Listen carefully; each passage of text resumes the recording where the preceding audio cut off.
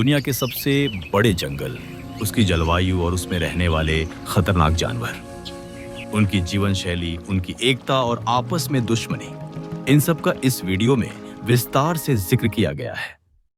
कृपया पूरा वीडियो देखें। चलिए बिना समय गंवाए पूरा वीडियो देखते हैं। अमेज़न का राजा, जंगल, जानवर और युद्ध। अमेज़न का जंगल दुनिया का सबसे बड़ा और सबसे खूबसूरत जंगल है, जहां जिंदगी हर पल बदलती रहती है। यहाँ बारिश की बूंदों से लेकर शेर की दहाड़ तक सब कुछ प्रकृति के रहस्यों से भरा है। इस जंगल में तरह तरह के जानवर रहते हैं, खूबसूरत तोते, शानदार जगुआर, दयालु बंदर, चालाक सांप, खतरनाक मगरमच्छ और सबसे ताकतवर शेर। लेकिन इस जंगल का शांत माहौल तब बदल जाता है जब सत्ता और राजसत्ता के लिए युद्ध छिड़ जाता है। जंगल का परिचय, जानवरों का खूबसूरत जीवन और छोटे छोटे अंतर, सत्ता की चाह, दुश्मनी, लड़ाई और प्राकृतिक अस्तित्व की लड़ाई। जंगल का निर्णायक क्षण, बलिदान, गठबंधन और नया राजा। यह कहानी न केवल जानवरों को दर्शाती है, बल्कि मनुष्य के भीतर छिपी सहज प्रवृत्ति, राजनीति और प्रेम को भी दर्शाती है। मौन में छिपा जीवन। मौन का बदला। भाग 1। मौन में छिपा जीवन। अमेज़न के जंगल की सुंदरता, मौसम, पशु जीवन और पहला, असहमति। दुनिया के फेफड़े कहे जाने वाले अमेज़न वर्षा वन का अस्तित्व 5.5 करोड़ साल पुराना है। हजारों किलोमीटर तक फैला यह जंगल दुनिया के 9 देशों का हिस्सा है, लेकिन इसका दिल ब्राजील में धड़कता है। यहां न सिर्फ लाखों पौधों की प्रजातियां हैं, बल्कि हजारों जानवरों की प्रजातियां भी इस जंगल का हिस्सा हैं, जिनमें से ज्यादातर दुनिया में कहीं और नहीं पाई जाती।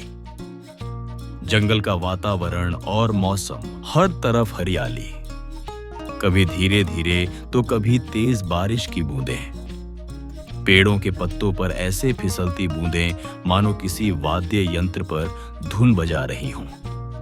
चिड़ियों का चहचहाना, पेड़ों से उठता कोहरा, ये सब मिलकर एक जादुई माहौल बनाते हैं जो दुनिया के किसी और हिस्से में मुमकिन नहीं। यहाँ का मौसम हर पल बदलता रहता है। सूरज की रोशनी कभी पत्तों के बीच से झांकती है तो कभी बादलों में छिप जाती है। दिन में हवा गर्म और नम होती है, जबकि रात में ठंडी और नम एक अजीब सी ताजगी देती है। जंगलवासी, सुंदरता और अस्तित्व। अमेज़न के जंगल में रहने वाले जानवर अपनी ही दुनिया में व्यस्त रहते हैं, लेकिन प्रकृति की व्यवस्था से बंधे होते हैं। तोते और पक्षी, सुबह की शुरुआत रंग बिरंगे तोतों की आवाज से होती है। नीले, पीले, हरे और लाल रंग के मैकाउ तोते पेड़ों पर झूलते हैं, एक दूसरे को पुकारते हैं, मानो वे सूरज की पहली किरणों के साथ जंगल से आए अभिवादनों का समूह हों। उनके साथ हवा में मंडराते और शहद की बूंदें चूसते हमिंग बर्ड प्रकृति की एक उत्कृष्ट कृति जैसे लगते हैं। बंदरों का परिवार दूर पेड़ों पर बंदरों का एक परिवार रहता है। कैपुचिन बंदर, हाउलर बंदर और स्पाइडर बंदर सभी अपने बच्चों को गोद में लिए फल खाते, एक दूसरे की पीठ खुजलाते और खेलते रहते हैं। ये बंदर जंगल में हास्य का स्रोत और चालाकी की निशानी भी है। सांपों की परछाई, लेकिन जहां खुशी है वहां डर भी है। जंगल की जमीन पर, पत्तों के नीचे या पानी के पास चुपचाप रेंगता हुआ दुनिया का सबसे भारी सांप, एनाकोंडा, अपने शिकार की ताक में रहता है। वह ज्यादा हिलता डुलता नहीं, बस इंतजार करता है, और फिर एक ही झटके में शिकार उसके चंगुल में फंस जाता है। मगरमच्छों का साम्राज्य नदियों के किनारे, आधे सोए हुए मगरमच्छ सूरज की गर्मी का आनंद लेते हैं। उनकी आंखें खुली होती हैं, लेकिन उनका शरीर स्थिर होता है। कोई भी पक्षी या जानवर जो उनके पास आता है, पलक झपकते ही उनके जबड़ों में समा जाता है। जगुआर, खामोश हत्यारा और फिर जंगल का खामोश राजा। तेंदुआ, उसकी आंखों में शिकारी जैसा दृढ़ संकल्प और शरीर में बिल्ली जैसी फुर्ती है। वह न तो शेर की तरह दहाड़ता है, न ही तेंदुए की तरह दौड़ता है। वह आता है, पकड़ता है और गायब हो जाता है। पशु पारस्परिकता, अमेज़न का जंगल मानो युद्ध का मैदान हो, लेकिन असल में यहाँ एक अदृश्य व्यवस्था है। हर जानवर जानता है कि कब पीछे हटना है, कब रुकना है, कब लड़ना है। तोते, बंदर और हिरण जैसे जानवर आमतौर पर खतरे से बचने के लिए एक दूसरे के पास ही रहते हैं। तोते की आवाज बंदर के लिए खतरे का संकेत बन जाती है। इसी तरह हिरण के कानों की हरकत दूसरे जानवरों को खतरे का आभास करा देती है। लेकिन कुछ ऐसे भी हैं जो इस व्यवस्था को बिगाड़ देते हैं। पहला संघर्ष, पानी पर नियंत्रण। जंगल के बीचों बीच एक बड़ी झील है, लगुना दा एस्मेराल्डा, जिसका पानी न सिर्फ जानवरों की प्यास बुझाता है, बल्कि शिकारियों के लिए शिकारगाह का भी काम करता है।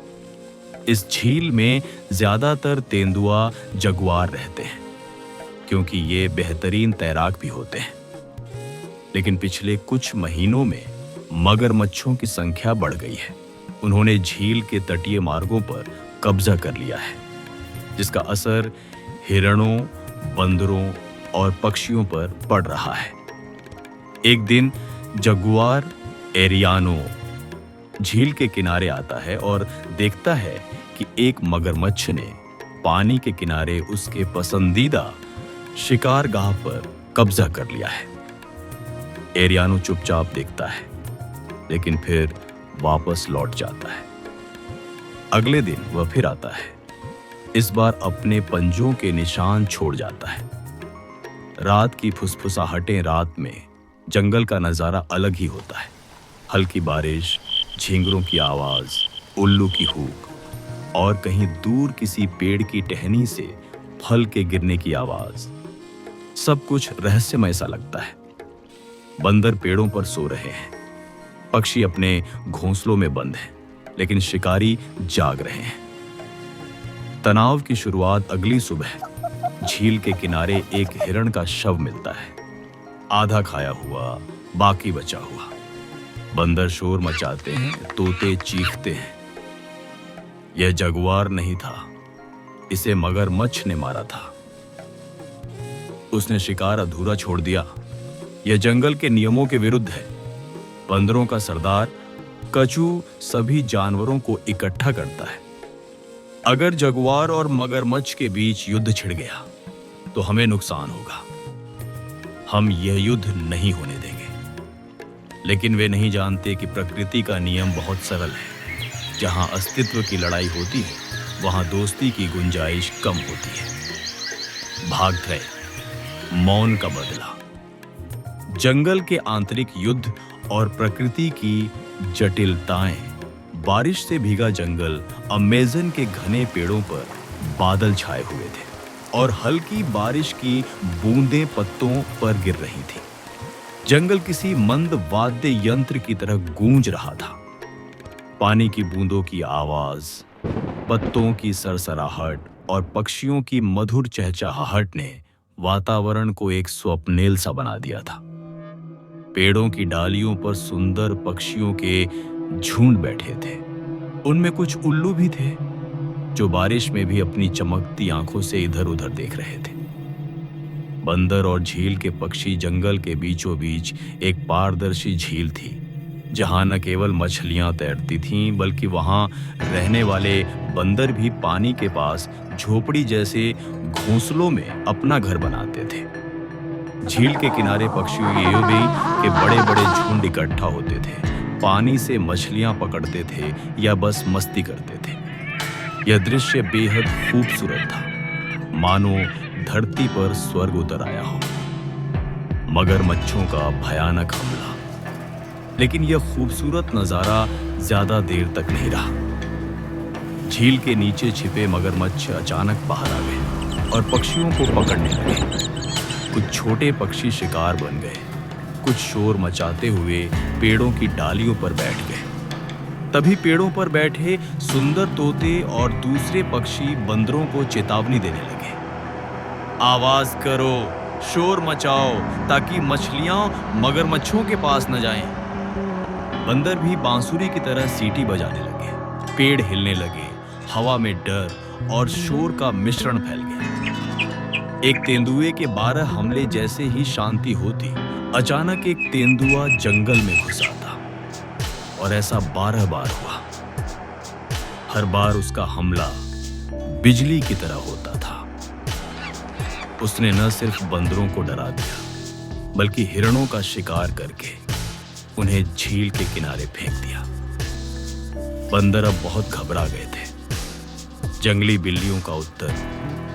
फिर एक दिन कुछ खूबसूरत जंगली बिल्लियां आईं, जिनके शरीर धारीदार और आंखें चमकीली थी।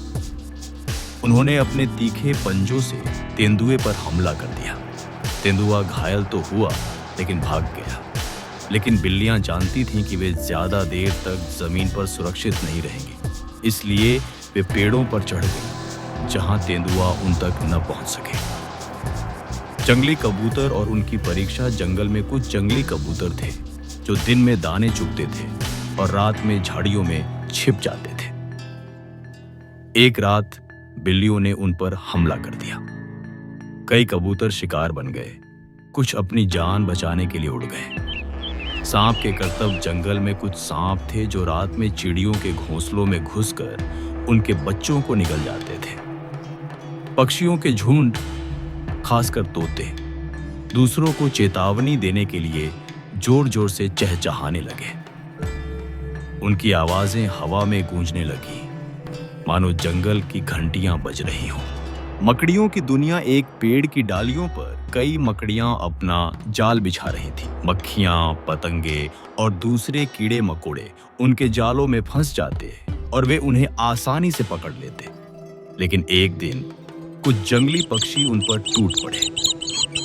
मकड़ियां इधर उधर बिखर गईं। वे चीखी नहीं, बस भाग गईं। चींटियों और मकड़ियों के बीच युद्ध। मकड़ियों ने तय किया कि वे चुप नहीं रहेंगी। एक रात वे झुंड में जमीन पर उतरीं और चींटियों के बिलों पर हमला कर दिया। चींटियां भी पीछे नहीं रहीं। उन्होंने अपने समूह इकट्ठा किए और एक बड़ा युद्ध छिड़ गया। पेड़ों के नीचे चींटियों और मकड़ियों के बीच एक छोटे से युद्ध ने जंगल की हवा को तनाव से भर दिया। तोतों, बंदरों और बारिश से अफरा तफरी। इस सारी लड़ाई में तोते और दूसरे जंगली पक्षी बीच में आ गए। वे चिल्लाने लगे। उसी समय तेज बारिश शुरू हो गई। जमीन पर पानी बहने लगा। चींटियां अपनी बस्तियों से निकलकर पेड़ों पर चढ़ने लगी, लेकिन इसका असर पक्षियों के घोंसलों पर पड़ा। पक्षी चीखने लगे, बंदर उछलने लगे। बंदरों का फैसला। बंदर जनजाति इकट्ठा हुई। उन्होंने फैसला किया कि अब वे चुप नहीं रह सकते। जंगल की रक्षा करना सिर्फ आर्यों या शक्तिशाली लोगों का काम नहीं था। हर जानवर को एकजुट होकर इसे बचाना होगा।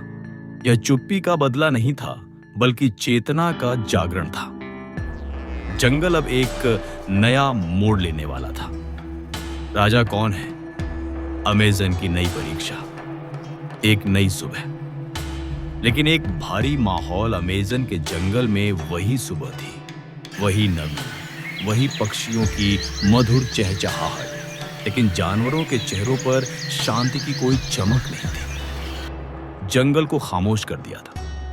आर्यन राजा बन गया था, लेकिन वह जानता था कि शासन का मतलब सिर्फ शक्ति नहीं, बल्कि सुरक्षा भी है। कुछ दिन बीते। धीरे धीरे जंगल की हवा फिर से ताजा होने लगी। लेकिन तभी जंगल में एक नई मुसीबत खड़ी हो गई। नए उपद्रवी, चालाक शिष्य। एक दिन कुछ नए जानवर आकर जंगल के दक्षिण में बस गए। उन्हें शिष्य कहा जाता था। धूर्त, धूर्त और स्वभाव से संदिग्ध। पहले तो वे चुपचाप रहते थे, लेकिन कुछ ही दिनों में उनका असली चेहरा सामने आ गया। ये चील अक्सर चिड़ियों के घोंसलों के पास मंडराते, उनके अंडे चुरा लेते और छोटे पक्षियों को उठा ले जाते। कभी वे बंदर के बच्चों को परेशान करते, कभी किनारे पर मछलियां पकड़कर खा जाते। बंदरों का समूह चिंतित था, तोते डरे हुए थे और मछलियां पानी में कांपने लगी। जब आर्यन ने यह खबर सुनी तो वह गुस्से से बोला, यह जंगल के स्वभाव के विरुद्ध है, हमें एक नया फैसला लेना होगा। मगरमच्छों की नई भूमिका, लेकिन आश्चर्य की बात यह थी कि ये शिष्य जंगल की झील में मगरमच्छों के साथ देखे गए। पता चला कि इन शिष्यों ने झील के नीचे मगरमच्छों की गुफाओं में शरण ली थी और मगरमच्छ उनके रक्षक बन गए थे। हार के बाद चुप रहने वाला गार्लो फिर से सक्रिय हो गया था। अब वह शिष्यों की मदद से अपनी खोई हुई शक्ति वापस पाने की तैयारी कर रहा था। यह एरियानों के लिए एक खतरनाक संकेत था। शेर की वापसी। एक दिन जंगल के उत्तर से एक शेर निकला, शक्तिशाली, प्रतापी और बेहद गुस्सैल। वह पिछले कई वर्षों से जंगल से बाहर था। जब उसे पता चला कि मगरमच्छ झील पर फिर से कब्जा कर रहे हैं और कमजोर जानवरों को शिष्यों द्वारा सताया जा रहा है, तो उसने गुस्से में कहा, यह जंगल खून के बिना आजाद नहीं होगा। उसने झील पर हमला कर दिया। मगरमच्छ पीछे हट गए, शिष्य भाग गए। लेकिन शेर का स्वभाव अलग था। वह खुद कमजोर जानवरों को डराने लगा और शिकारी बन गया।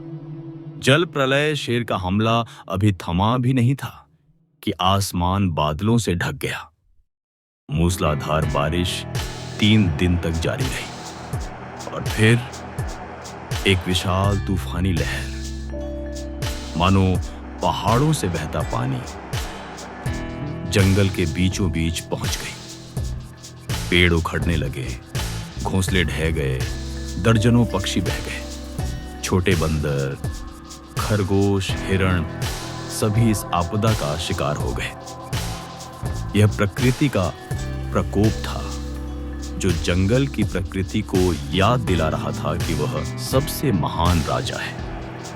भेड़ियों का आगमन। जानवर अब भी इस तूफान का सामना कर ही रहे थे कि जंगल के पश्चिम से कुछ भेड़िए आ धमके। ये भेड़िए झपट कर शिकार करते, झुंड में हमला करते और बच्चों को निशाना बनाते। वे पक्षियों के घोंसलों को नष्ट कर देते, हिरणों पर हमला करते और शेर के क्रोध से भी नहीं डरते थे। जंगल में भय का एक नया राज्य स्थापित होने लगा।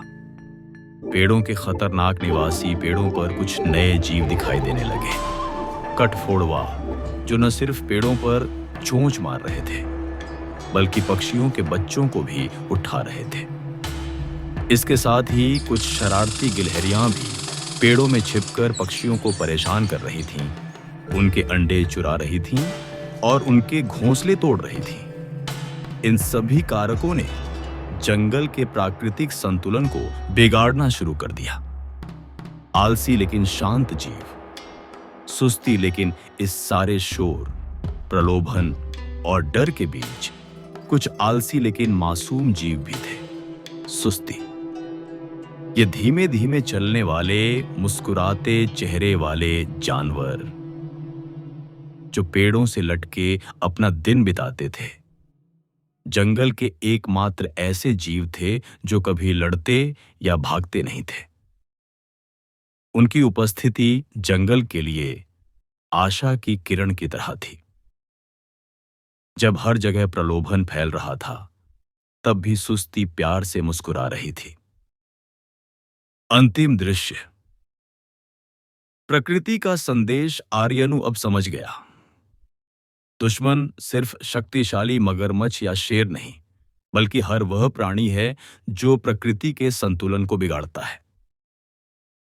उसने आलसियों, उत्तोतों, बंदरों, हिरणों और अन्य शांत जानवरों को इकट्ठा किया और कहा, हम सब मिलकर जंगल बचाएंगे, तलवार से नहीं, पंजों से नहीं, बल्कि एकता से। उसी दिन एक नया नियम बना। कोई भी प्राणी कमजोर पर अत्याचार नहीं करेगा। झील, पेड़, घोंसले सब साझा होंगे, और जो भी प्रकृति के विरुद्ध जाएगा उनके बारे में भी है। हर परीक्षा, हर चुनौती के बाद केवल एकता, बुद्धि और धैर्य ही जंगल को